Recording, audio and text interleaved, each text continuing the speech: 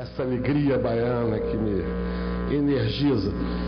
Gente, é um prazer enorme estar voltando aqui, e hoje especificamente, rapidamente, sem demagogia, não precisa,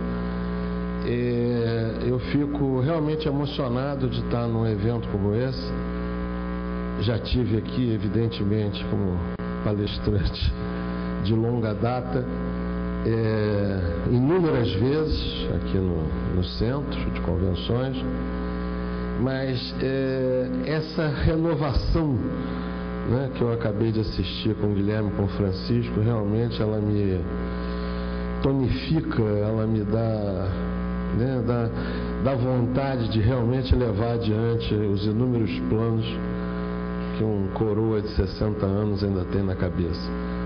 Isso me dá, viu, a Marcela também, que me tratou com tanto carinho durante toda a negociação, isso me dá uma força muito grande de ver jovens na faixa de 30 anos fazendo eventos, né, que há 10 anos atrás a gente fazia através de outras fontes aqui, também brilhantes, pessoas de Salvador, mas é bonito ver essa renovação.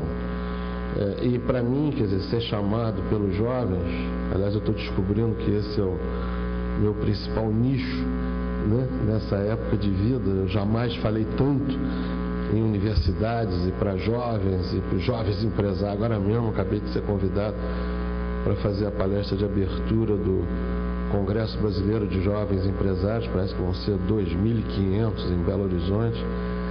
E eu fico muito feliz com isso, porque eu não tenho dúvida que uma das coisas mais importantes da vida é você se sentir útil, né? E quando a gente é útil ou jovem, significa que algumas coisas, né?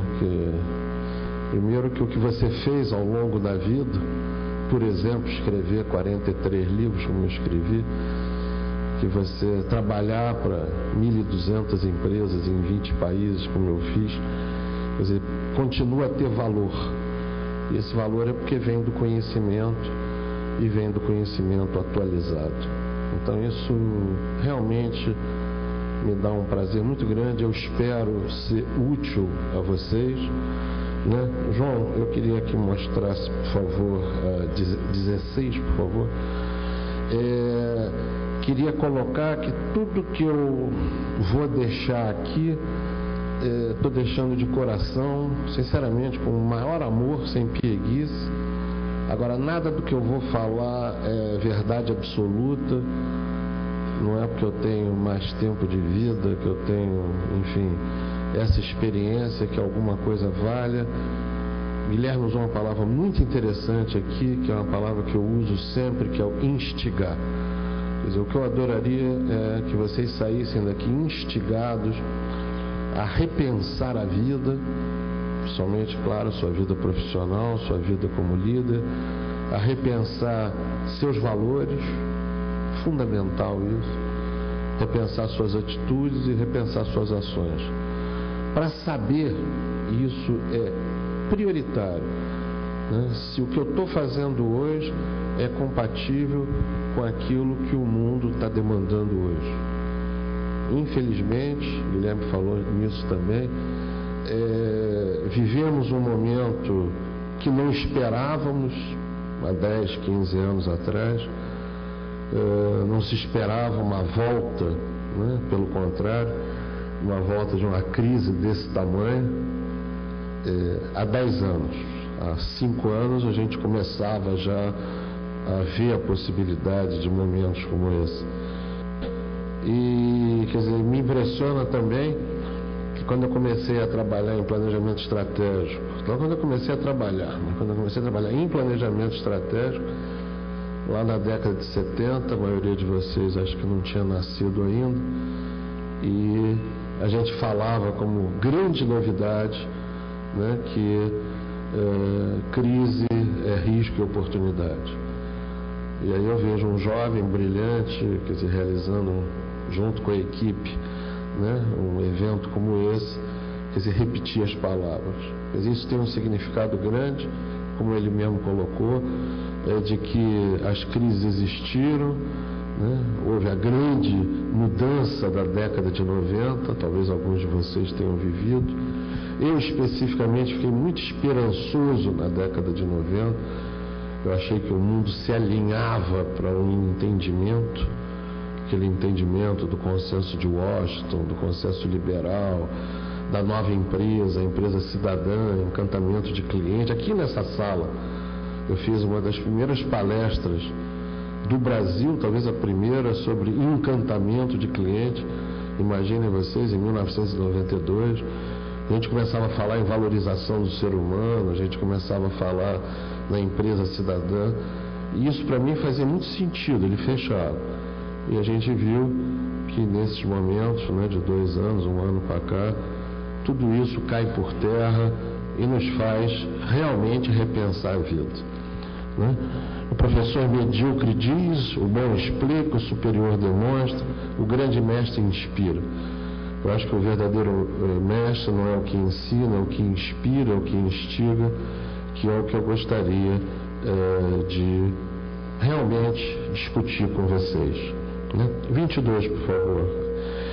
Nós vamos falar especificamente sobre esse meu livro, né, que é o Líder Diamante. Eu quero 2 minutos, não é marketing não, gente. Eu dediquei 1000 horas do meu tempo, na verdade 1200.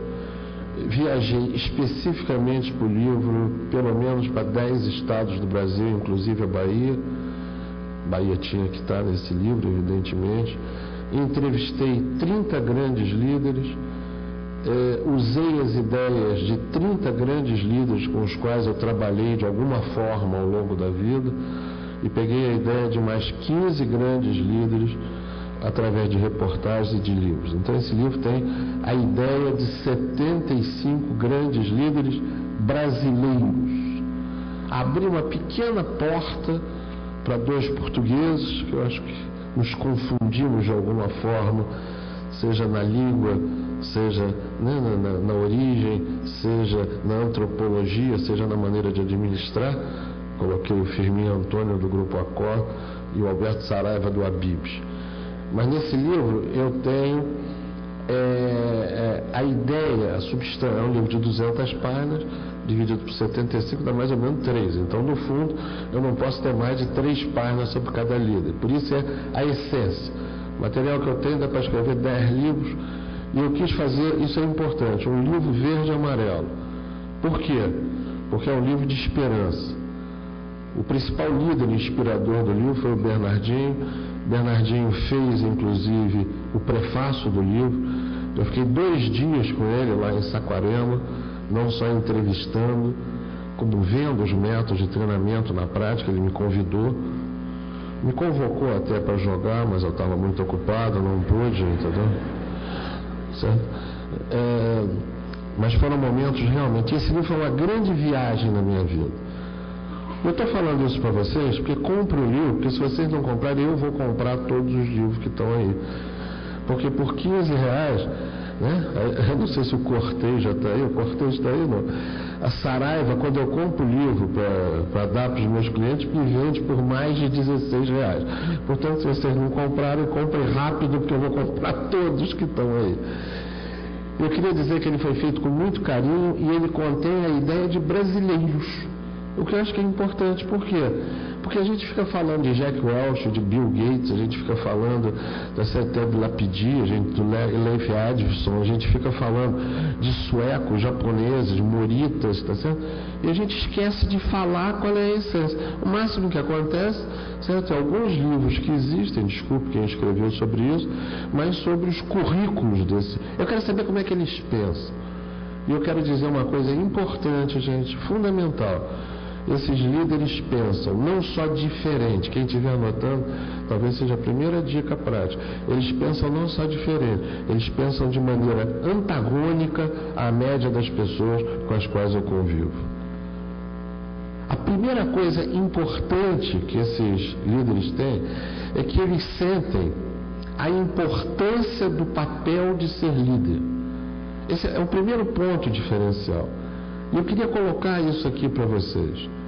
Eu não sei quantos de vocês são líderes, né? É uma palestra rápida, não dá para a gente fazer uma enquete, certo? Mas possivelmente uma boa parte de vocês já é líder, certo? E certamente todos vocês, ao longo da vida, terão a oportunidade de ser líder. Eu quero colocar uma coisa: o papel da liderança é quem faz a transformação. Está ali na fotografia, a Zilda Arnes, um momento mágico dessas entrevistas, quando eu a entrevistei e perguntei: doutora Zilda, a senhora acha importante ter esse negócio que eu estou fazendo? Eu estava começando o projeto, é importante, certo? Liderança? Ela disse: Marco Aurélio, é tão importante que no meu trabalho, vocês sabem, Zilda Arnes, uma paranaense, médica sanitarista, né? Agora presidente do Conselho da Pastoral da Criança, criou uma ONG que faz 1,5 milhão de atendimentos mensais, repetindo 1,5 milhão de atendimentos, são 500 mil voluntários. E ela diz: eu chamo os meus voluntários, não de voluntários, mas de líderes voluntários. Por que líderes voluntários? Porque líderes voluntários têm o poder da transformação. E eu queria, por favor, deixa nossos amigos entrarem, senão fica todo mundo olhando para eles. Entrem, mas entrem rápido, por favor. Gente, é importante. O líder, ele tem o poder da transformação. Não é pieguice, não. E com o maior respeito, eu jamais faria uma coisa piegas com vocês. Eu queria que vocês me respondessem. O Bernardinho, nosso principal exemplo de líder, ele em 27 campeonatos de nível internacional, estou falando só torneios internacionais, ele conseguiu 20 medalhas de ouro, 5 medalhas de prata, uma de bronze, e uma vez ele não foi ao pódio. Tá ok? O técnico anterior a ele conseguiu, em cerca de 12 torneios internacionais, resultados pífios. Foi campeão sul-americano, foi o máximo que conseguiu, foi 7º lugar na Olimpíada, 8º lugar mundial. Por favor, não é pieguice, mas me responda. O Bernardinho assumiu de um dia 24 para o 25 de um determinado mês, certo? Mais ou menos há 8 anos atrás, a equipe. Na noite que ele assumiu, por favor, me responda, mudaram os 40 jogadores de vôlei, dos quais você convoca 22 para ficar 12? Sim ou não, por favor? Esses caras dormiram e acordaram 30 centímetros mais altos, sim ou não? O médico inventou de noite uma maneira pela qual esses caras pulavam mais 30 centímetros para bloquear os russos, não tem problema a gente ganhar, sim ou não? Não. A IBM entregou um software para esses caras, para o Bernardinho, esse Bernardinho, com esse software aqui você vai ganhar tudo. O Ari Graça, presidente, entregou, disse assim: Bernardinho, eu vou te dar mais dinheiro. Por favor, pensem nisso. O verdadeiro líder, ele tem a capacidade da transformação. E quem me atentou isso foi a Zilda Arnes. Depois eu fui checando, eu vi em todos os lugares, com as mesmas equipes, com os mesmos recursos tecnológicos, com os mesmos recursos financeiros. No caso do Bernardinho, médicos, fisioterapêuticos, tá certo? Tecnológicos, todos os recursos, tá certo? Se eu tenho os mesmos recursos, o verdadeiro líder, ele consegue transformar. E para isso ele sabe a sua importância.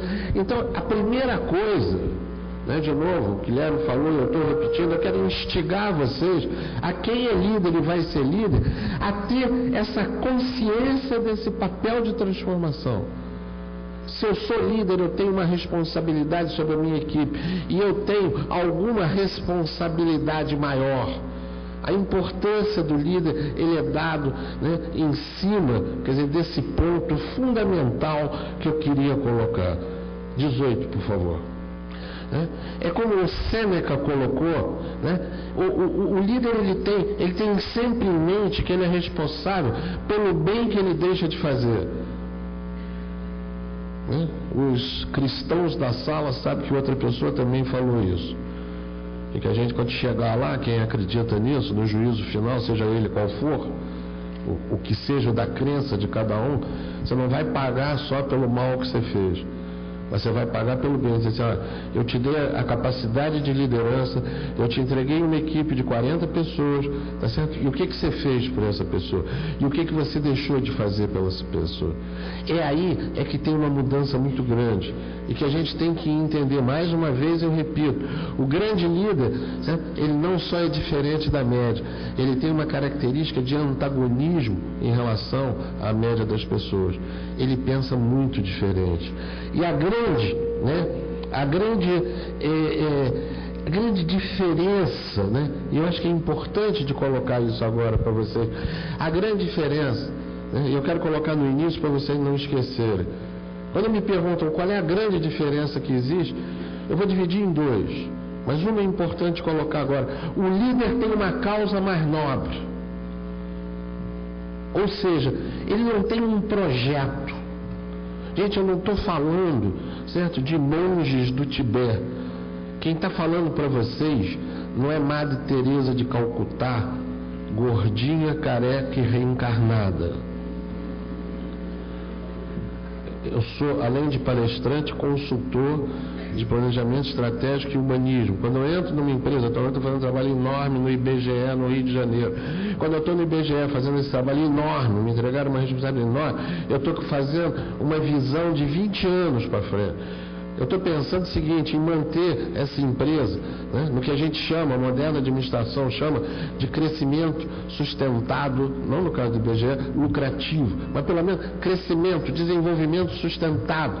Essa é a maneira pela qual eu trato as organizações. Então eu não estou com pieguice, não estou com manismo bobo.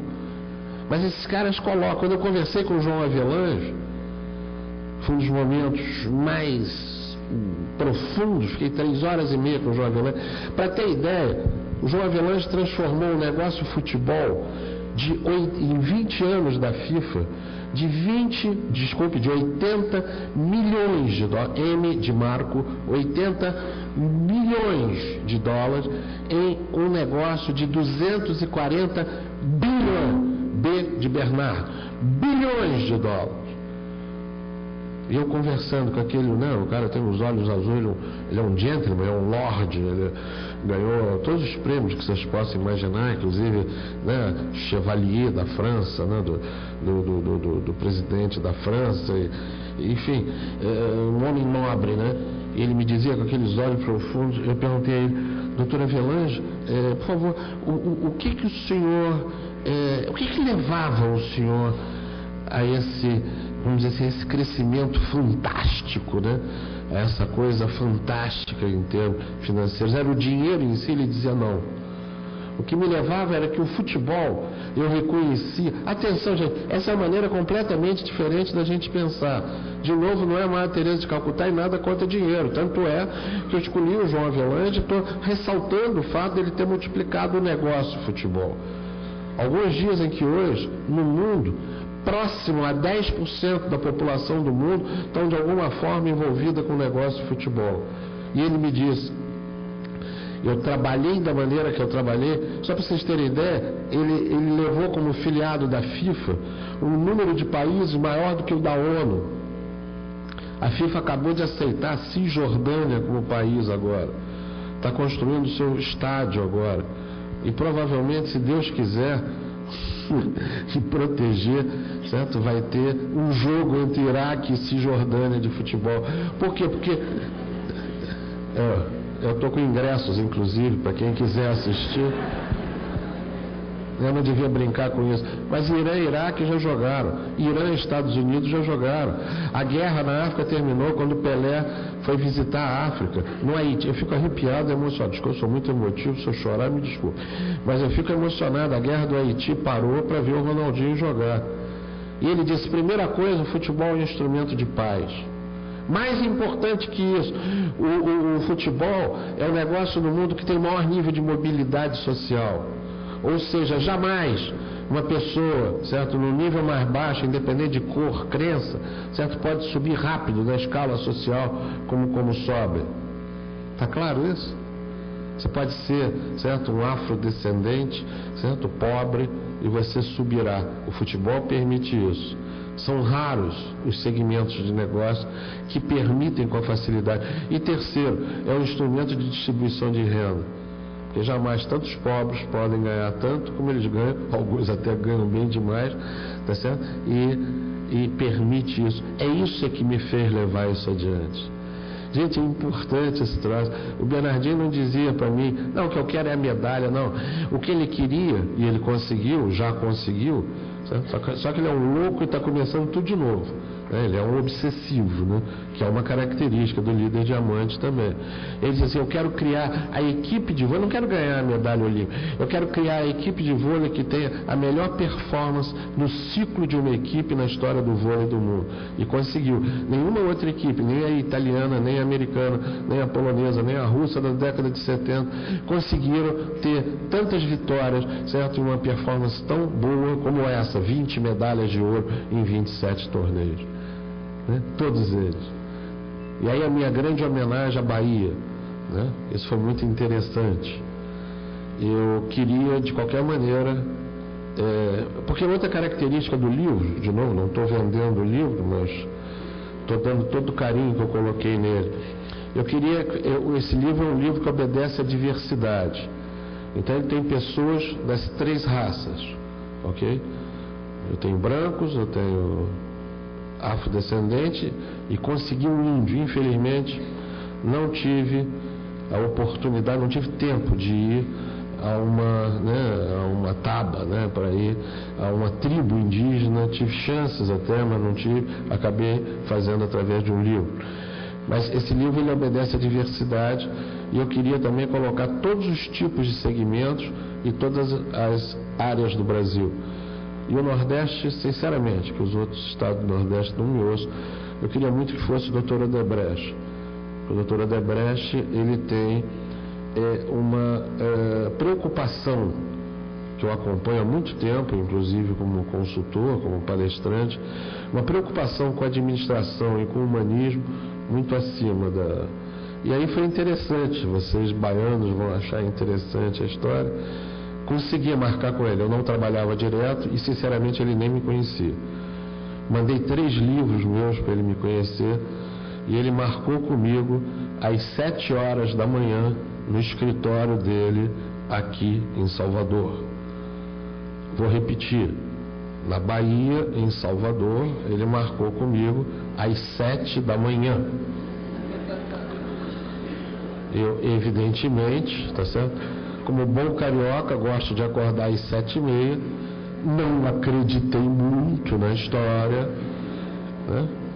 Aliás, vocês vejam como a Bahia está mudada, com todo carinho. Você sabe que eu amo vocês, já vim aqui mais de 150 vezes, tenho grandes amigos baianos, tenho paixão por essa terra. Mas mudou, porque há 10 anos atrás eu me lembro, um motorista me pegou, um motorista desse de empresa, de um cliente, e perguntou para mim assim, professor, amanhã seu avião sai mais ou menos a que horas? Fiquei preocupado com aquele mais ou menos. Eu falei, sei lá, depende do piloto, depende. E ontem, é bom, a Marcela está aí, não? É bom ela saber, o Bruno, né, que é o rapaz que está me trasladando, muito simpático, muito eficiente, chega para ele e diz, então professor, amanhã às 8h22 eu estou aqui para lhe pegar. Exatamente às 8h22 nós estávamos saindo, certo? E fizemos questão de começar aqui muito próximo do horário. Vocês vejam como é que o mundo muda. Mas voltando à doutora Odebrecht, chego eu, vim da véspera, evidentemente, fui para lá, vim só por causa dele, certo? Com dinheiro do meu bolso, o Brasil não dá oportunidade de financiar esse tipo de projeto. E eu pergunto para a secretária, pergunta imbecil, pergunta assim, doutor Odebrecht sempre chega essa hora? Assim, normalmente desde 5h30 ele já está aí. De um homem de 84 anos, vou respeitar eticamente o patrimônio dele, mas vocês devem imaginar que não é baixo, bastante, né, alto, que ele fez através do seu trabalho. E foi muito interessante, eu faço questão de relatar isso. Com 84 anos, agora como presidente da Fundação Odebrecht, ele diz assim, professor Marco Aurélio, com todo respeito, ele é muito respeitoso, cerimonioso, né? Assim, antes do senhor me entrevistar, eu gostaria de lhe entrevistar sobre os seus 3 livros que o senhor me mandou. o homem leu os meus 3 livros. Nem minha mãe leu esses 3 livros.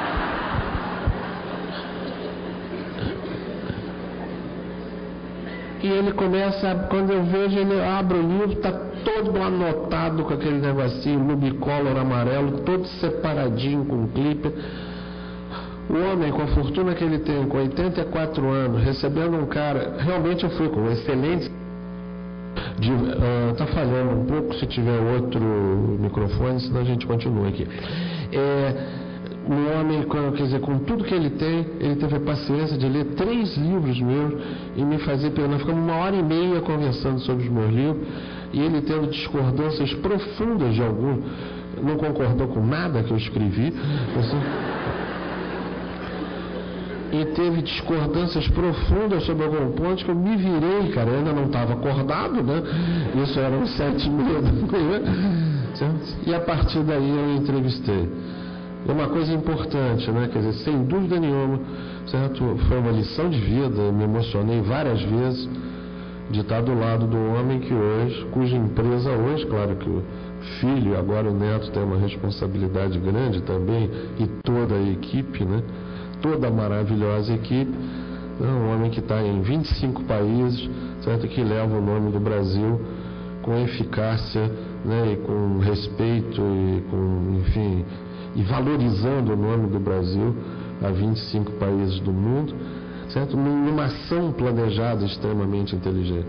Mas o princípio, né? Quer dizer, quando você vê assim, esse cara fez isso só por dinheiro, uma das coisas que ele fez, quem tiver chance, escreveu um dos mais brilhantes livros, uma bíblia de administração, que eu li antes de entrevistá-lo, eu já tinha lido há muito tempo atrás, mas está numa edição revisada, que é a TEL, Tecnologia Empresarial Odebrecht, que é uma verdadeira aula de administração e aula prática, foi escrita por um cara que trouxe uma empresa do zero e criou uma empresa de algumas dezenas de bilhões de dólares de faturamento.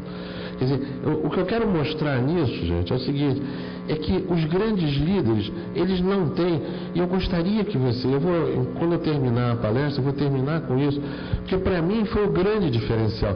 Desde que eu comecei a escrever o livro, eu queria dizer assim, eu quero ver qual é o grande diferencial, porque o grande diferencial, eu não quero aquela bobagem de que, né, o cara é competente, de que o cara é isso ou é aquilo, né, porque o cara é um bom técnico.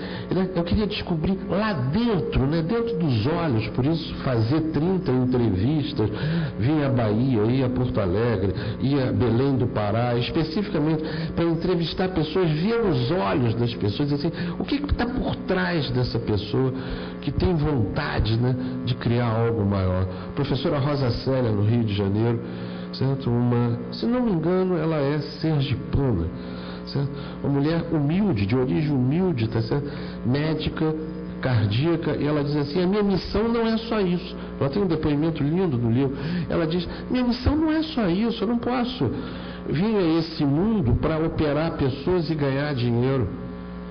Ela trabalha hoje alguma coisa como 18 horas por dia, 8 horas na sua profissão, que é cirurgiã cardíaca, e ela está criando um dos maiores projetos, talvez o maior projeto da América Latina, chama-se Instituto Pro Criança, onde ela opera do coração crianças carentes. Está conseguindo agora doações, porque o trabalho dela é absolutamente fantástico, e ela diz, eu não posso parar, a minha missão não é só isso. Dr. Ivo Pitangui, eu não o entrevistei, mas consegui através dele, maravilhoso livro, Aprendendo com a Vida. E ele diz, eu não tenho, olha que coisa bonita, gente, quem estiver anotando, leve isso. Ele diz, eu não tenho uma profissão, eu tenho uma missão. E a minha missão é fazer as pessoas felizes. De novo, gente, isso não é pieguice, muito menos boiolice. A minha missão é fazer as pessoas felizes. Eu uso, olha que coisa profunda, eu uso a estratégia da cirurgia plástica, né? A minha técnica que ele estudou tanto, que ele desenvolveu tanto, tá certo? Eu uso a minha técnica para quê? Para chegar a algo maior, que é o que? A felicidade das pessoas. Chega uma nariguda lá no meu consultório, certo?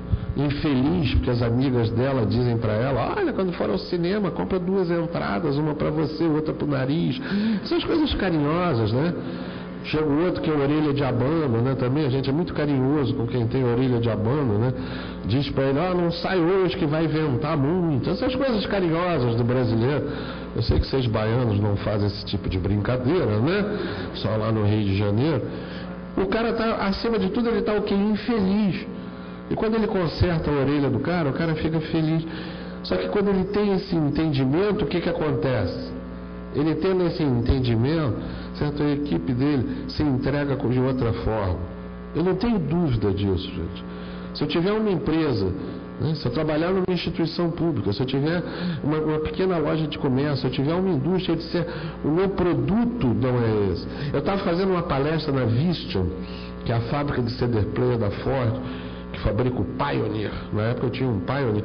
E eu dizia: gente, vocês não me vendem tecnologia. Não me interessa saber se esse troço é de polietileno, de alta densidade, baixa densidade, se é de tolueno, de isocianato. Eu não vou falar todo o polo petroquímico aqui para você, certo? Mas não adianta. Eu não quero saber se é tecnologia X.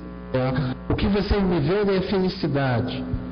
Eu tenho uma cabana de campo na Serra, lá em Petrópolis, no Rio de Janeiro.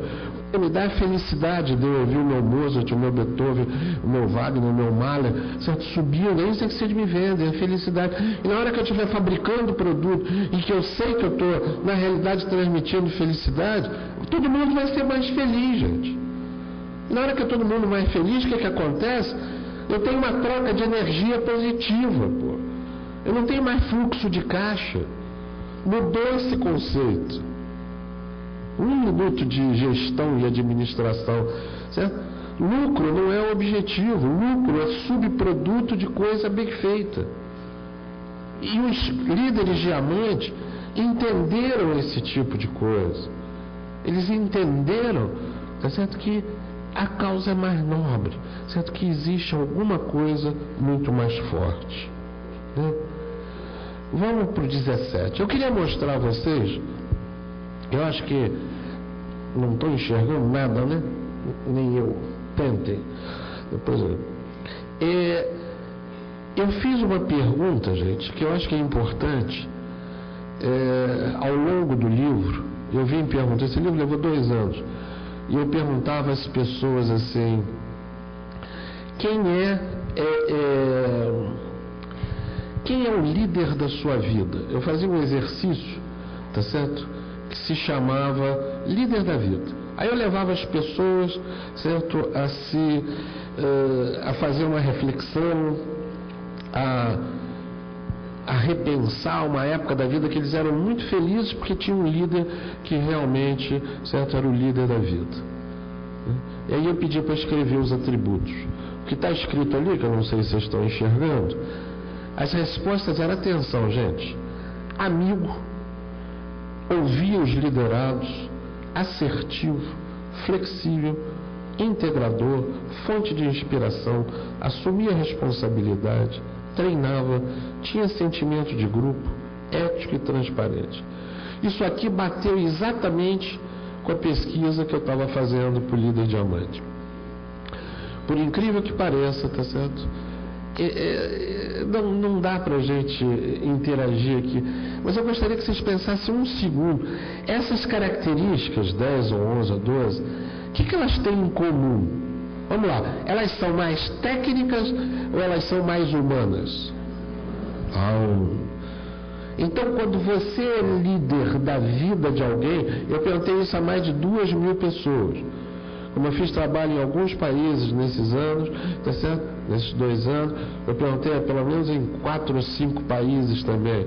Uma característica interessante: o líder da vida das pessoas. Quer dizer, se algum dia vocês quiserem ser líder da vida das pessoas, se preocupem com o fator humano. E aí eu perguntava: mas essa pessoa não era competente? As pessoas diziam assim: também era competente. Como complemento. E eu dizia assim: mas essa pessoa não era paternalista? E aí a pergunta fundamental: diziam, não, essa pessoa não era paternalista. Essa é a grande diferença. Essa pessoa não era paternalista. E aí vem uma frase que eu gosto muito e uso muito, né? Essas pessoas ofereciam o ombro amigo, jamais o colo infantil. É uma coisa que eu uso muito. Eu tenho filhos, vários filhos, eventualmente vou contar até a história de alguns deles aqui, tá certo?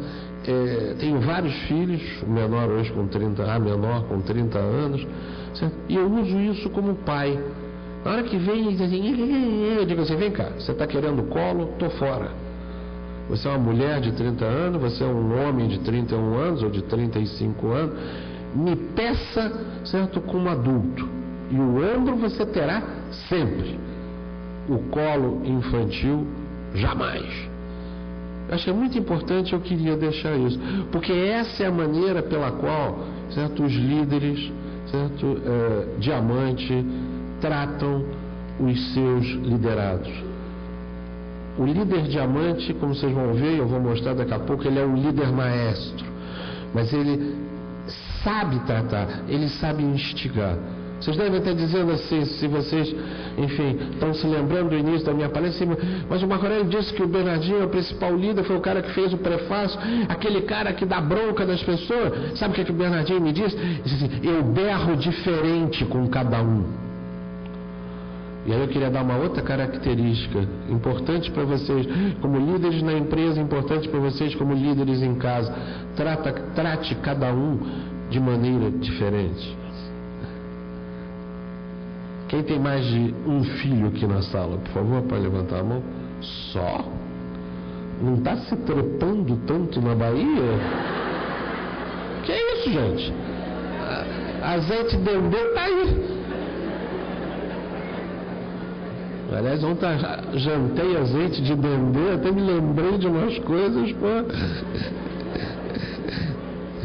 Quem tem mais de um filho, principalmente quem tem mais de dois, trate cada um individualmente. Saia para jantar, para almoçar uma vez por mês com cada um deles sozinho. Não trate.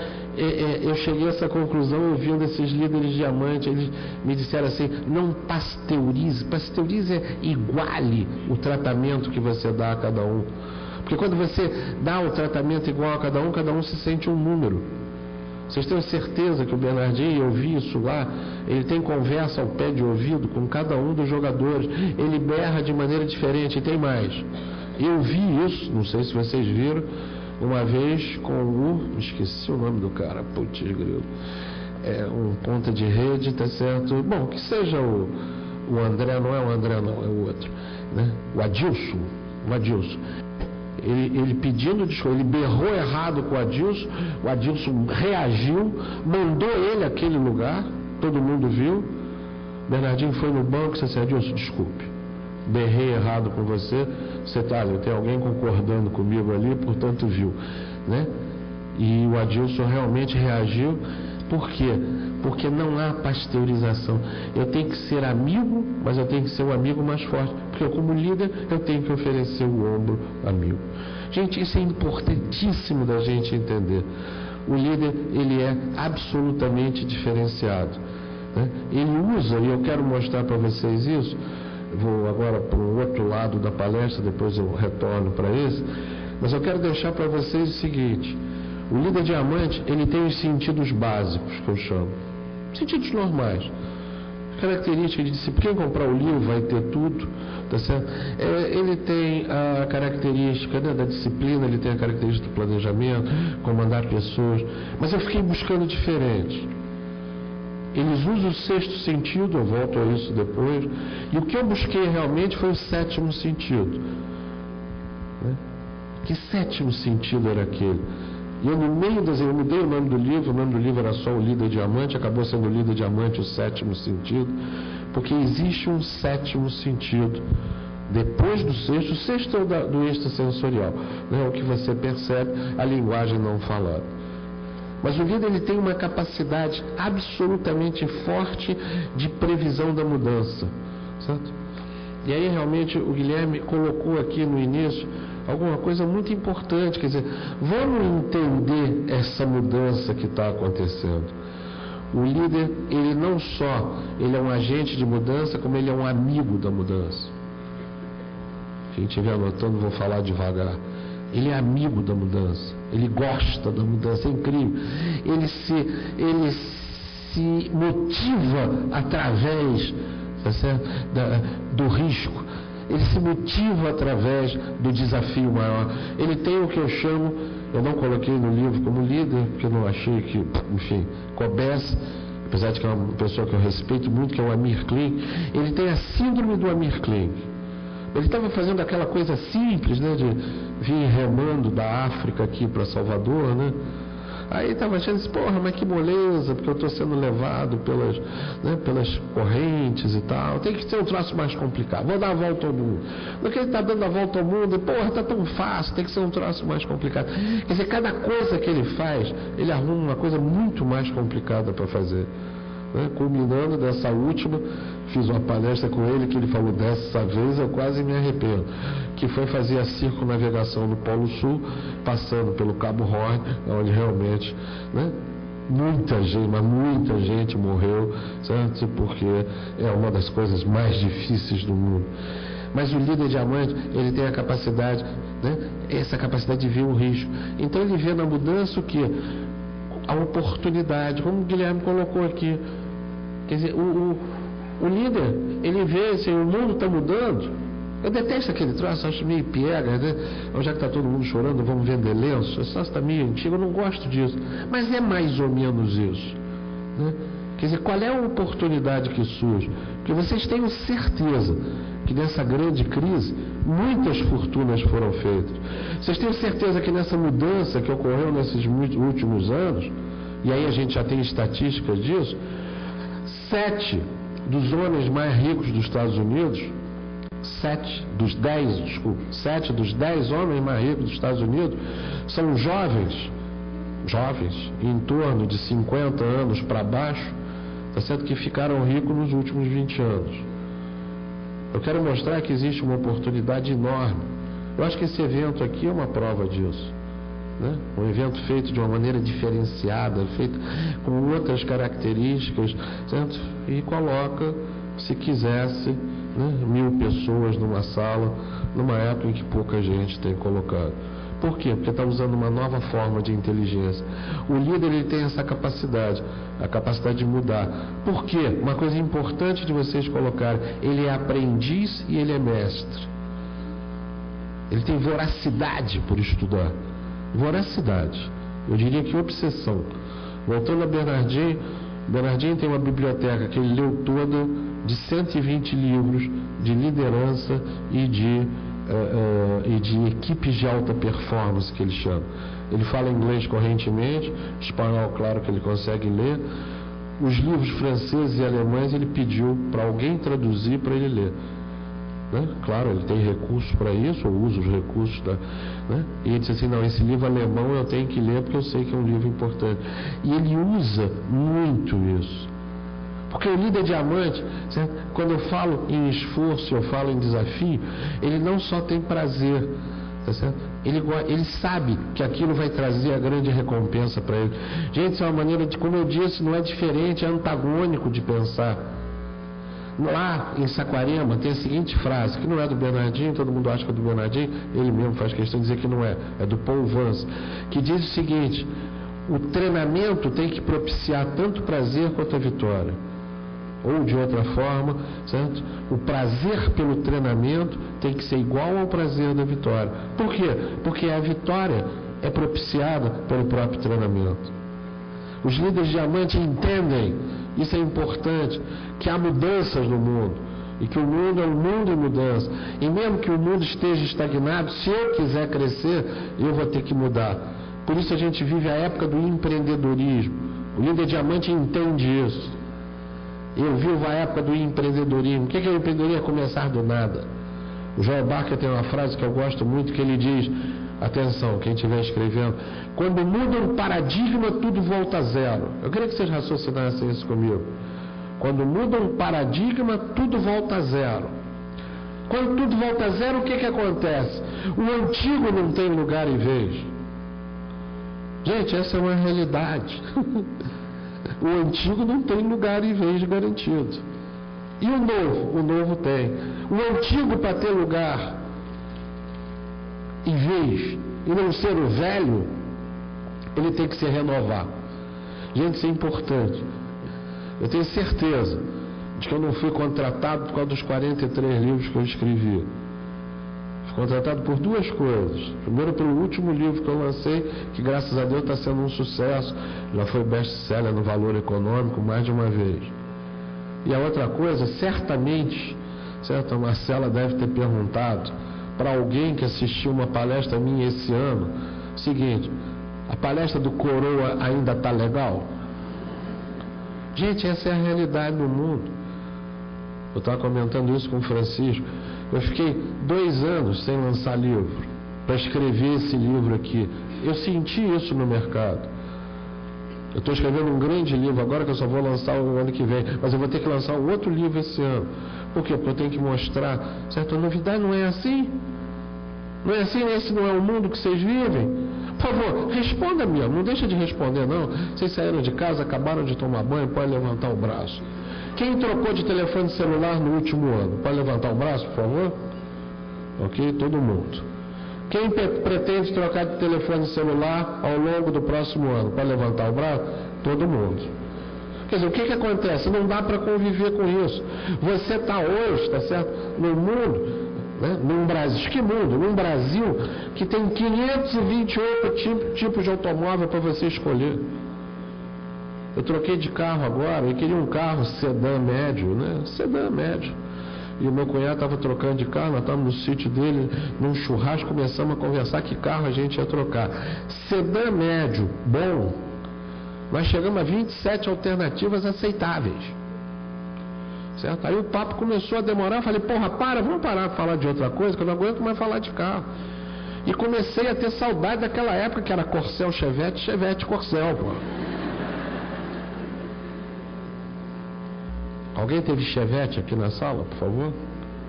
Você vê, meu amigo, você é o símbolo do líder diamante. Porque você sabe conviver com a crise. Fiat 147, alguém teve? Ah lá, ela ri. Né?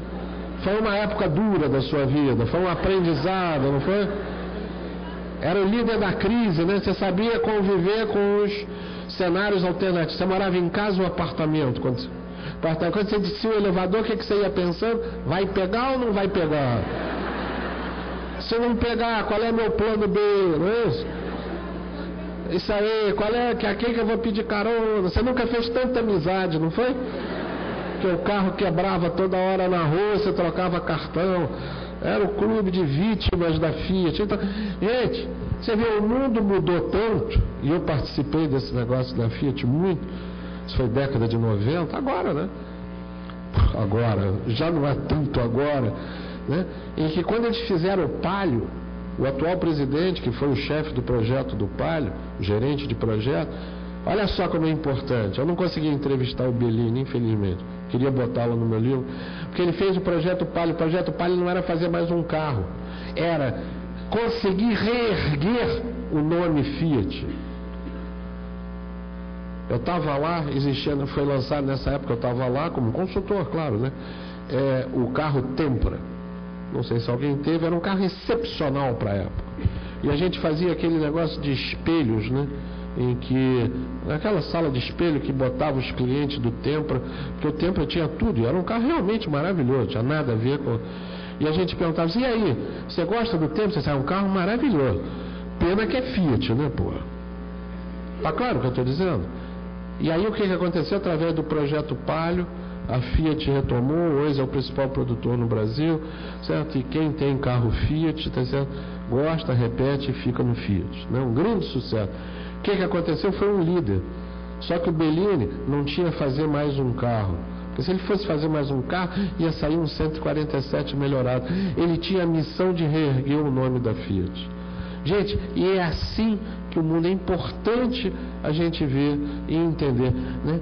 O líder diamante, ele entende essa mudança. Vamos para 11, por favor. Ele entende que nós estamos vivendo a época do mundo de maior mudança. O líder diamante entende, certo, que a lei de Moore, que é o seguinte: a cada ano A massa de conhecimento e tecnologia dobra. A massa de conhecimento e tecnologia dobra a cada ano. Gente, o que acontece? Se eu não me atualizar, se eu não tiver, como eu já disse, a vocação para ser aprendiz, se eu não quiser ter atualizado, se eu não tiver curiosidade intelectual, em um ano eu fico 50% defasado. Em 2 anos eu fico 75%. A prova aí, fiquei 2 anos sem livro, senti isso na demanda pela minha palestra. Lancei o Líder Diamante, estou lotado de palestra. Por quê? Porque é a atualização que você está mostrando. O mundo está querendo isso. É bom, Zygmunt Bauman, que é o meu filósofo preferido contemporâneo, ele é muito crítico, ele chama a era líquida, a era da efemeridade, mas é assim, não adianta chorar. De novo as palavras iniciais aqui do Guilherme. Está mudando aonde existem oportunidades, para onde eu vou. Por quê? Porque existem oportunidades. Não é assim? Me diz o seguinte, quem no mundo vocês ouviram falando há 4 meses atrás, certo? Que o líder mundial, certo? O líder mundial do Fórmula 1 seria a equipe do Rubinho Barrichello. Se eu afirmasse há 4 meses atrás que o Rubinho Barrichello seria vice-campeão mundial, e eu tenho aqui uma intuição de futurista de que ele vai ser campeão mundial. O que aconteceu? De repente veio um cara maluco, o Ross Brown, lança um difusor maluco que ninguém entende, só ele tem o troço, e ele consegue fazer um carro mais rápido. Só que os outros agora também são rápidos. Quem diria 4 meses atrás que a Ferrari ia ser a última construtora, certo? Até o momento, pelo menos, no campeonato mundial, com 3 míseros pontos. Atrás da RBR, atrás, certo, da Toyota, atrás da McLaren, atrás de todas as outras. Gente, esse é o mundo que a gente vive. É ruim, é bom, não importa, eu tenho que entender. Então, uma das coisas que eu tenho que entender é qual é o efeito desse negócio. Se o mundo muda, tá certo? E se um ano, certo, dobra a tecnologia e eu estou 50% defasado, muda, por exemplo, a minha característica de aprendizado. Eu tenho falado muito nas universidades, eu tenho dito, pelo amor de Deus, estou fazendo um ciclo de palestras na FAAP em São Paulo. São 5 palestras, estamos pegando mais de 1000 pessoas, um negócio interessantíssimo, de altíssimo nível. Depois tem debates.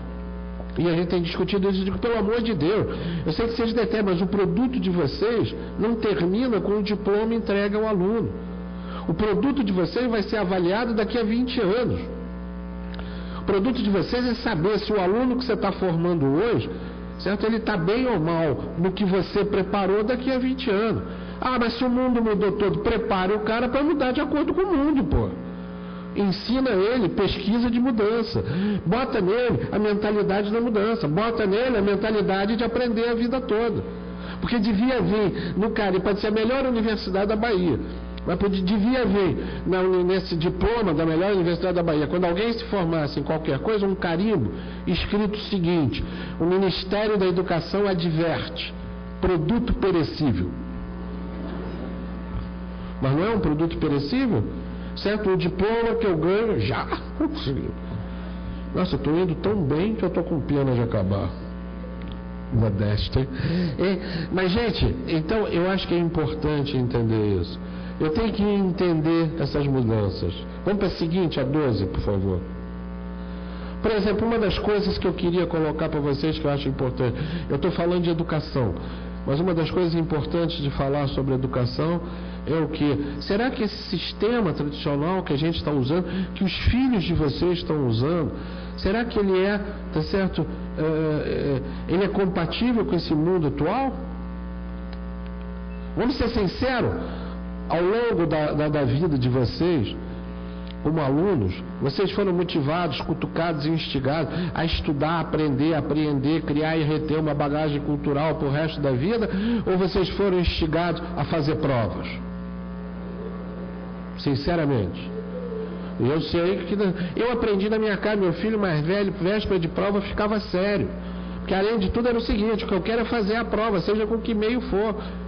Então a primeira coisa, o que eu vou fazer? Eu vou estudar para a prova. Eu chegava em casa de noite, a luz acesa do quarto dele, eu ia lá e disse: meu filho, não entra, não me atrapalha, estou estudando para a prova de amanhã. Olha a mentira do cara.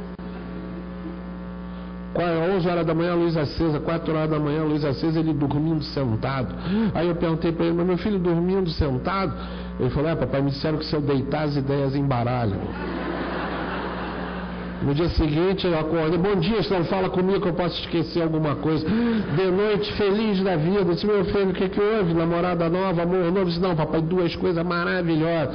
Fiz uma excelente prova, passei de ano e esqueci aquela merda toda. Minha cabeça tá vazia, papai. Meu outro filho, gente, eu não gosto nem de falar dele, certo? Eu entro no quarto dele, de repente está ele estudando, escrevendo um papel pequenininho com uma mão. Ele foi bom você entrar, papai, porque eu estou com um problema neurofisiológico, eu só consigo decorar, tá certo? Com letras pequenas e papel pequeno.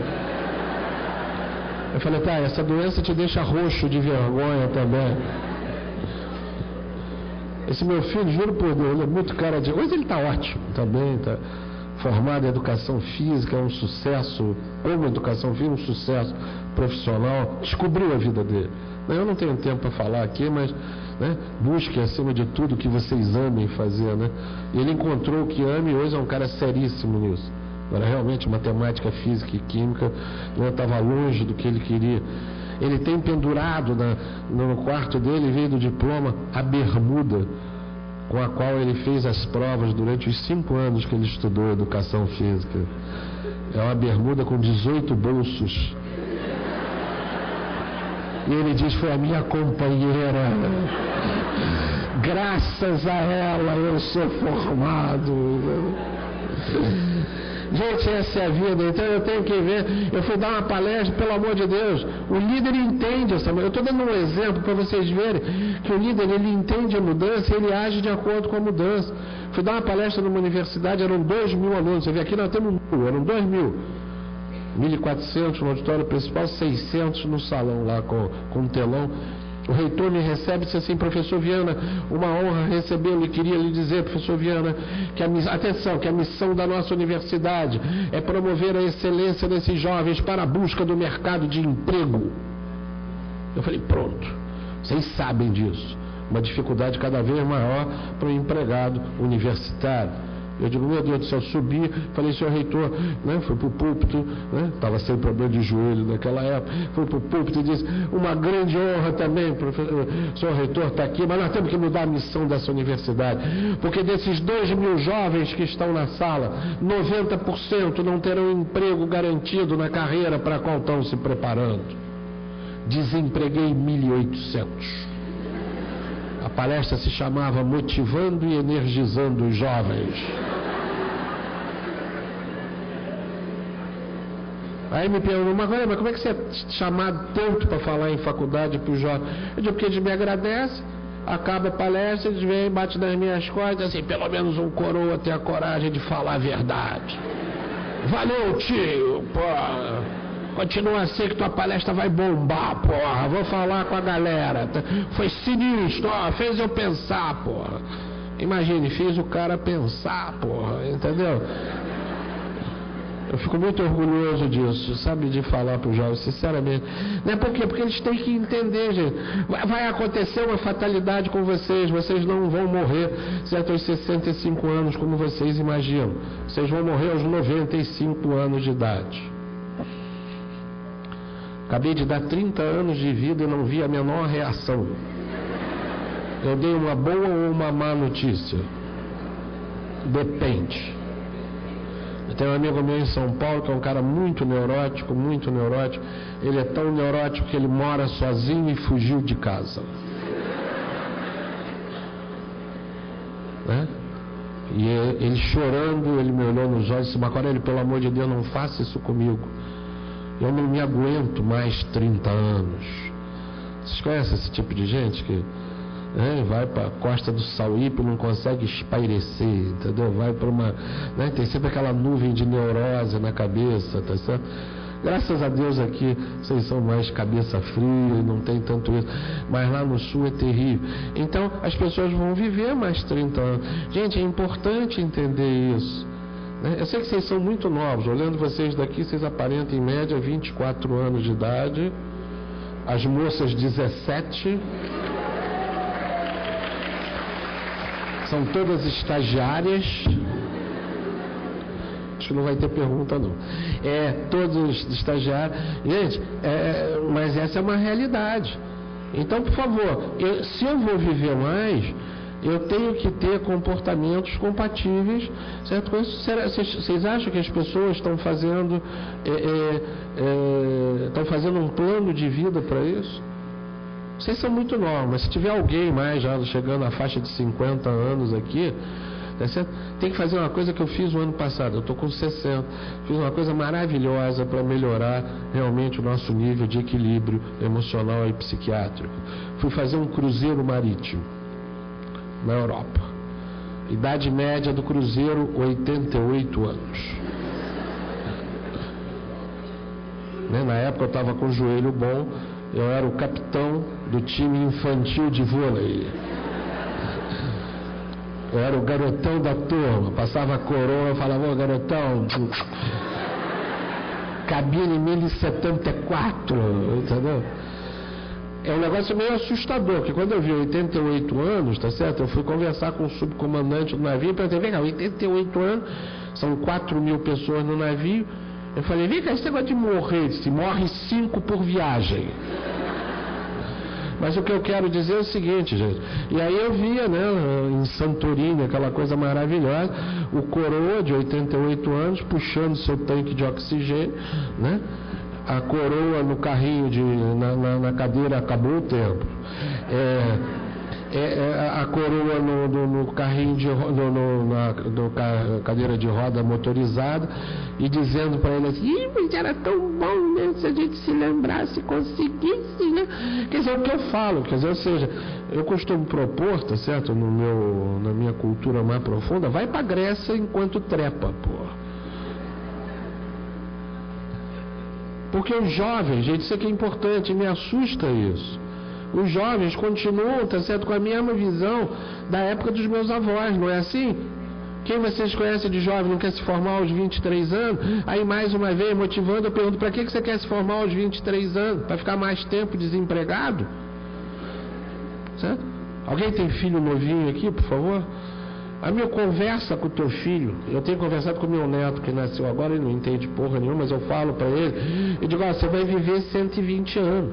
Se você vai viver 120 anos, vai acontecer uma coisa que pela primeira vez na nossa vida, na vida de vocês, né? Vocês não, que são mais novos ainda, né? Mas uma pessoa hoje com 50 anos tem pela frente o maior período da vida. Tá claro o que eu vou falar? Então chega uma pessoa, é normal eu receber, eu escrevo para a revista que era Vencer, agora Ser Mais, não sei se vocês leem, mas a pergunta básica é assim: eu já tenho 35 anos e eu estou velha para mudar. Eu digo: minha filha, você tem pelo menos 60 anos de vida pela frente. Então o que acontece? As coisas mudam e é preciso que o jovem entenda isso. Eu quero mostrar as mudanças, eu quero mostrar mudanças que o líder diamante entende. Uma delas é essa. Por exemplo, esse negócio de casar, cuidado. Porque antigamente, na minha época, quando eu casava, dizia assim: eu juro eterna felicidade, no amor e na tristeza, parará, até que a morte nos separe. A morte ia separar, entendeu? 40 anos depois. Agora a morte vai separar 90 anos depois, pô. Vê se você tá jurando direito essa porra, entendeu? Tem alguém aqui na faixa de 50 anos? Algum homem na faixa de 50 anos? Você aparenta 25. Algum homem na faixa de 50 anos? Se tiver algum homem na faixa de 50 anos, quando você chegar em casa hoje, meu amigo, fale para sua mulher, chegue para ela e diga assim: meu amor, um carioca maluco disse que a gente não vai morrer aos 65, vai morrer aos 95 e que nós temos que fazer um projeto de vida. A primeira coisa que vai acontecer é que você não é mais a avó dos próximos 15 anos, você é a minha companheira dos próximos 50 anos. Se ela não tiver um ataque cardíaco fulminante, ou telefonar para o advogado, que diz assim: eu te aguento 15 anos, mas 50 eu tô fora, porra. Né? Faz uma coisa, certo? Diz para ela: nós temos que rever o nosso plano de vida. Né? Aí propõe para ela, vou falar uma frase bonita do Richard Bach: hoje é o primeiro dia do resto das nossas vidas. Profundo, hein? Eu aprendi com a Miss Brasil 2006 isso, foi muito bonito. Chega para ela e diz assim: meu amor, bota uma roupa sensual, leva ela para um motel, acorda esse gigante adormecido, pelo amor de Deus. Então a minha proposta para os jovens tem sido o seguinte: jovens, invertam. Os pais ficam uma fera comigo, mas ao invés de você usufruir a vida depois dos 65 anos, ou depois dos 50, porque antigamente você usufruía a vida, olha os erros, usufruía porque você sofria com o trabalho durante 30 anos, aí você ia gozar a vida, gozar no bom sentido, gozar a vida dos 55 aos 65 anos. Agora dá para você gozar a vida dos 18 aos 30, aí começar aos 30, ainda tem 90 anos pela frente, pô.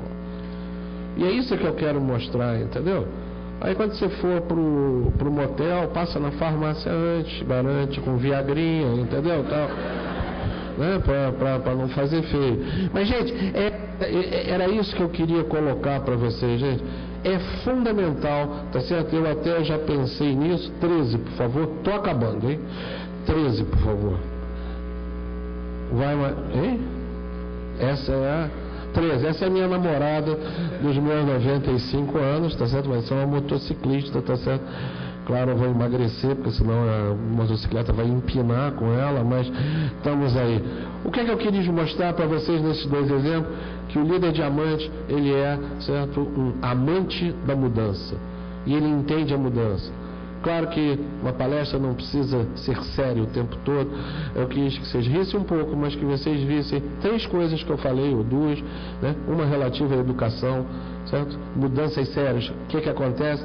Nós temos hoje um sistema de educação que é responsabilidade dos líderes, seja os líderes na empresa, seja o líder dentro de casa, tá certo? E que nós temos um sistema, certo, que não é compatível com aquilo que a gente precisa hoje. Nós temos uma mudança muito mais séria, voltando ao que o Guilherme colocou, né, de que a massa de conhecimento e tecnologia dobra a cada ano. Certo? Nós temos, né, um problema de expectativa de vida, certo? Em que realmente nós vamos viver 95 anos. Seus filhos que estão nascendo agora vão viver 120 anos, se não viverem mais, e eles continuam no paradigma anterior. Lembrando de novo a frase do Joel Barker: quando muda um paradigma, tudo volta a zero. Quando tudo volta a zero, eu tenho que repensar. Isso é o que o líder diamante faz. E ele faz como? 19, por favor. Só para informar, eu vou gastar mais 5 minutos e termino a palestra. 19, por favor. Essa é a 19, João? Eu acho que esse é um dos pontos principais. A gente entra, tá certo? No sexto sentido. O líder diamante, ele entra no sexto sentido. O sexto sentido é o sentido extrasensorial. Não abandone isso, eu não tenho tempo para falar mais. Quem comprar o livro vai ter lá um capítulo inteiro sobre isso. Mas o líder diamante, ele percebe a linguagem não verbal, ele percebe a linguagem facial, ele percebe, numa boa, sem espiritismo nenhum, nada contra o espiritismo, até pelo contrário, né? Mas sem nada, certo, fora da realidade racional, ele vê um sexto sentido e ele percebe como as coisas estão, ele percebe a verdadeira comunicação. Mas ele chega a um sétimo sentido. O principal ponto desse sétimo sentido eu já coloquei e falei bastante. Eles têm no trabalho, eles têm no projeto uma coisa mais nobre. O segundo ponto é o comprometimento. É impressionante o nível de comprometimento. As pessoas não têm, os líderes não têm, certo? Eles não suam a camisa, eles não vestem a camisa. Eles têm a logomarca da empresa tatuada na pele. É uma coisa só, é uma dedicação só. O americano, que é muito racional, diz: você tem que ser muito dedicado. Se você não for muito dedicado, você não vai fazer bem feito a ponto de vencer a concorrência. E eu gosto muito dessa frase do Fernando Pessoa, que diz: para ser grande sem tê-lo, nada teu exagera ou exclui. E aí o que eu gostaria que vocês guardassem, se alguém escrever: ser todo em cada coisa, põe enquanto és no mínimo que fazes. Basta ficar com esse pedaço. Assim, em cada lago a lua toda brilha, porque a alta vive. Ser todo em cada coisa, põe enquanto és no mínimo que faz. É isso que eu vejo. Bernardinho, na Olimpíada, ele dorme 3 horas por noite. Por quê? Porque ele tem que estudar os vídeos.